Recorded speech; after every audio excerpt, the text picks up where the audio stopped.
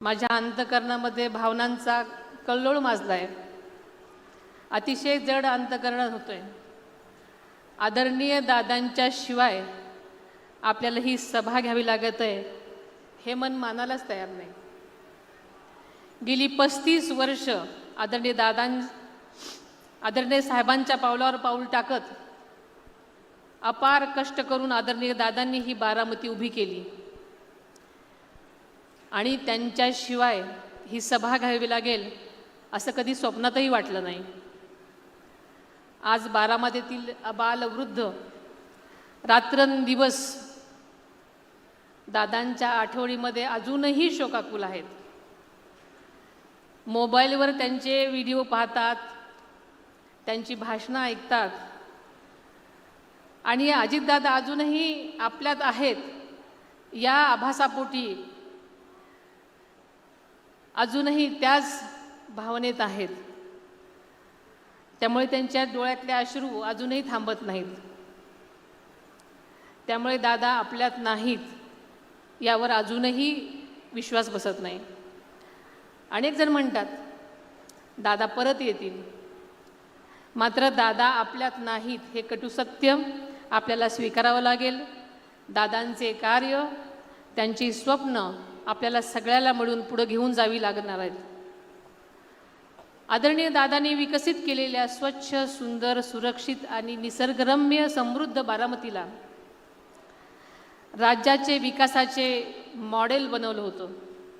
बारामतीला संपूर्ण देशात 1 नंबरचा तालुका बनवणं हे दादांचं स्वप्न होतं आणि हे स्वप्न तुमच्या भक्कम पाठिंब्याने आणि साथीने आम्ही कुटुंबीय आणि आपण सर्वजण मिळून हे पूर्ण करूयात। आपल्याला सगळ्यांना माहिती आहे की 1984 मध्ये आदरणीय दादांनी सक्रिय राजकारणामध्ये प्रवेश केला।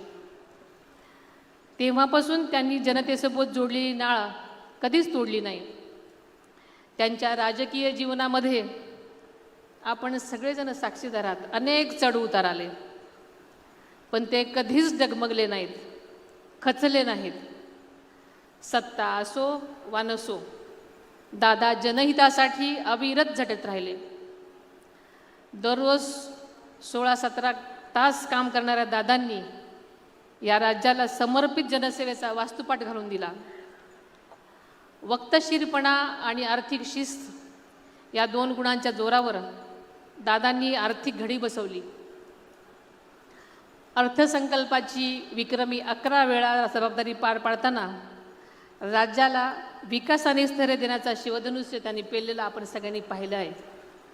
मात्र हे करत असताना त्यांनी विकासाच्या आड कधीही राजकारण आणलं नाही। समाजातील प्रत्येक घटकाला न्याय देताना त्यांनी जात-पात, धर्म, पंथ कधीच बघितला नाही। आदरणीय दादांना महाराष्ट्राच्या प्रत्येक गावखोड्याची नस अचूक माहिती होती आणि त्याच जोरावर ते लोकांच्या मनात आपलं स्थान निर्माण केलेलं होतं आणि आपल्या कामाच्या माध्यमातून सर्वांना आपलेसे करणारे ते एक आगळं व्यक्तिमत्व होतं। बारामतीकरांच्या मनात आदरणीय दादांबद्दल अपार प्रेम आणि अढळ श्रद्धा आहे। बारामतीच्या घरातील 3 पिढ्या दादांच्या विचारांशी, कार्याशी आणि मूल्यांशी मनापासून जोडल्या गेलेल्या आहेत। ही केवळ साथ नाही तर भावनेनं बांधलेली एक घट्ट कौटुंबिक नाळ आहे। म्हणूनच 3 पिढ्यांचा विश्वास आणि आपुलकी हीच दादांच्या कार्याची खरी ताकद आहे आणि म्हणूनच दादांच्या पुण्याईने बारामतीकरांसह संपूर्ण महाराष्ट्राकडून मला आणि माझ्या 2 मुलांना गेल्या 2-2.5 महिन्यापासून भरभरून प्रेम, भावनिक आधार आणि खंबीर पाठिंबा मिळाला। त्याबद्दल मी आपल्या सर्वांचीच मनापासून ऋणी आहे। आज मी इथे उभी आहे महायुतीचा उमेदवार म्हणून, फक्त उमेदवार म्हणूनच नाही तर एक अपूर्ण राहिलेल्या स्वप्नांची जबाबदारी घेऊन। दादा गेले, पण त्यांची स्वप्न अजून जिवंत आहेत आणि ती स्वप्न पूर्ण करण्यासाठी मी आज रणांगणामध्ये उतरलेली आहे. हो, ही लढाई सोपी नाही, पण मी एकटी नाही, कारण मला विश्वास आहे माझ्या मागे तुम्हा सर्व बारामतीकरांची ताकद उभी आहे. ही माती माझी आहे, तुम्ही माणसं माझी आहात आणि तुमचा विकास हाच दादांप्रमाणे माझाही ध्यास आहे. आज मी तुमच्याकडे केवळ मत मागायला इथे उभी राहिलेली नाही, मी तुमच्याकडं नातं टिकवायला आलेले आहे. माझ्यावर विश्वास ठेवा, मी तुमचा विश्वास कधीच कमी होऊ देणार नाही.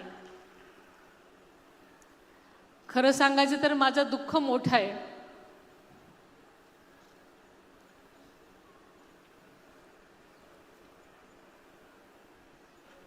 माझं तर सर्वस्व हरपलंय, पण लाखोंचा पोशिंदा गमावलेल्या आणि आशेने माझ्याकडे पाहणाऱ्या या पोरक्या जनतेकडे पाहिल्यानंतर दादांचं स्वप्न, त्यांच्या कर्तव्याची जाणीव आणि त्यांच्या पश्चात माझ्यावर आलेली जबाबदारी, या साऱ्यांच्या बळावर हे शिवधनुष्य उचलून तुमच्या सर्वांच्या आधारानं मी पुढे चालत राहण्याचा निर्धार केलेला आहे. मी आपल्याला माहिती आहे की नेहमीच सांगत आले की आदरणीय दादांची जागा कोणीच घेऊ शकत नाही, पण त्यांच्या विचारांचा, त्यांच्या विकासाचा आणि त्यांच्या कार्याचा वारसा पुढे नेण्यासाठी मी पूर्णपणे ताकदीने प्रयत्न करीन. दुःखाला कवटाळून न बसता जनसेवेसाठी मी दादांच्या पावलावर पाऊल ठेवून उभी आहे. माझ्यासोबत